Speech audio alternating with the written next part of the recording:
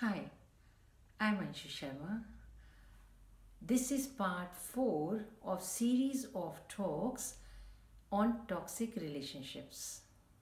If you haven't seen the previous 3 talks, I strongly recommend you do so.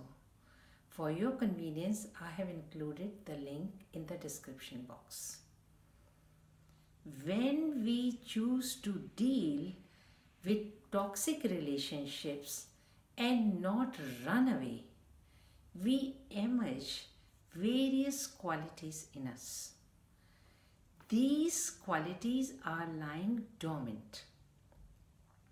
When these qualities emerge along with qualities which we already have, we feel empowered. They are important and vital for our growth and evolution. It is to be noted that we carry the energies of conflicts within our auric fields. That's why balancing these energies become important. That we become not only aware but also take actions to balance these energies. In turn, these energies balance our chakras. All humans ultimately have to take journey to self-empowerment and freedom alone, irrespective of your age. Sooner you start taking this journey, better it is for you.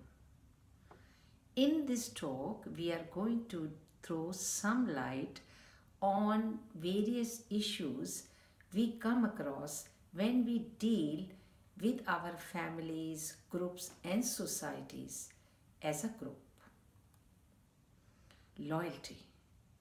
Loyalty is a very big issue. The loyalty we learnt when we were cave dwellers still remains within us as an instinct.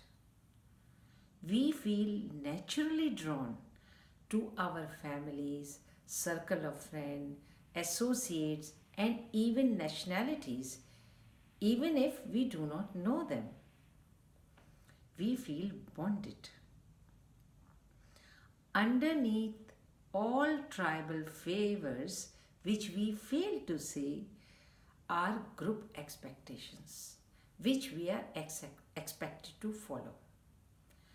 Due to our rising consciousness and individuality, we start feeling that we do not agree or we start challenging some of these groups' beliefs. You may challenge your customs, culture, and norms. Your views and actions can cause conflicts, and your actions can be viewed as group betrayal. You may be labeled as outcast, and in extreme cases, you may be abandoned and thrown out of the group. It is very painful to deal, and sometimes it takes years before we can get over such incidents. It's time to re-examine our blind loyalty towards our families, society, and groups we are in. In case we are suffering emotionally. Mentally detaching and shifting loyalty to our own self gradually is the key. Rising consciousness is not only important but vital for our growth and evolution. Personal values and honor codes. You feel powerful when you share groups, values, principles, and honor codes.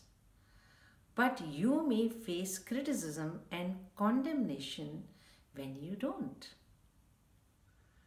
But have you taken time to discover your own values, principles away from your tribes and groups? Please take time to discover what you take pride in, what is important to you as a person, and what is important for your own growth and evolution. Then there are issues of tribal, personal justice, pride, shame, faith, and trust. Depending upon your own sense of justice, you may feel differently to your group's code of justice. You may face situations where your faith and trust has been broken by the very members you trusted. At times, you were asked to compromise against your wishes and values. Your actions are viewed as bringing shame on the family or society, whereas in your eyes you have done nothing wrong.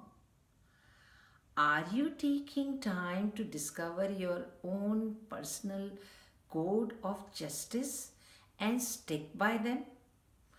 Are you discovering where you take pride in? Where you are developing faith and trust? If not, please do so because it is important for your ascension. Arising of conflict, sickness, and diseases.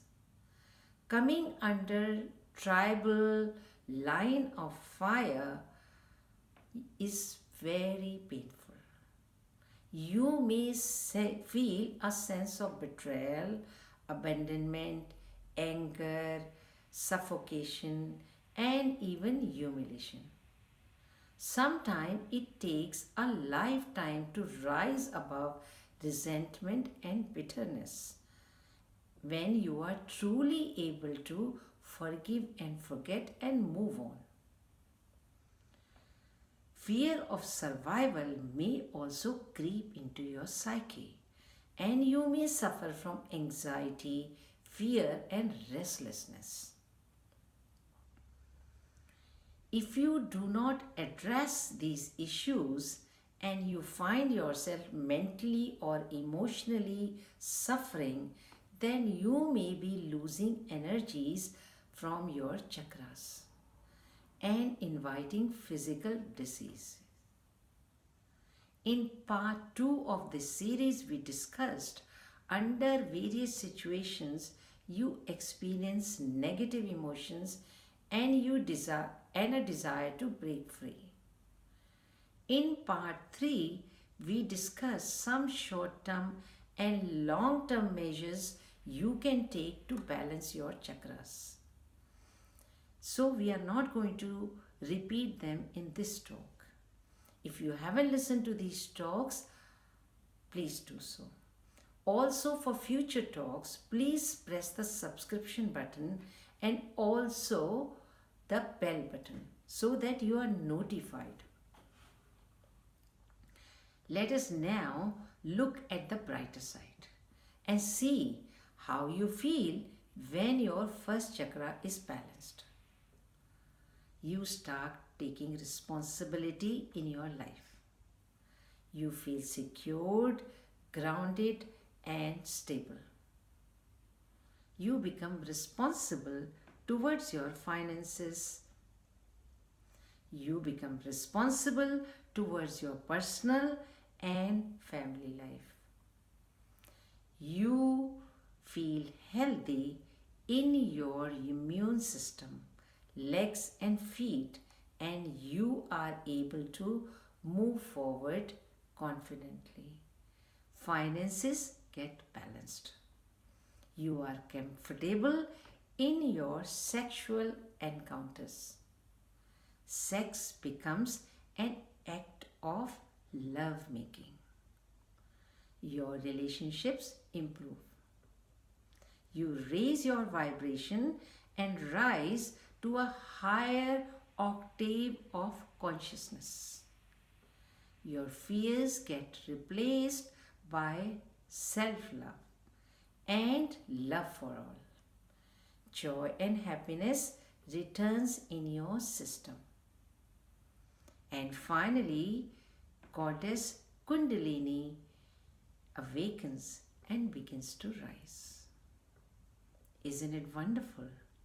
You start taking charge of your life. It is thrilling and empowering to the self. That's all for today. This talk also concludes our series of talks on toxic relationships. I hope you have enjoyed listening to these talks and found them helpful in your life. Please leave your comments so that I also get the pleasure of serving you. Please suggest if you want me to elaborate any subject or topic of your choice. Thanks for listening. Love to you. Bye.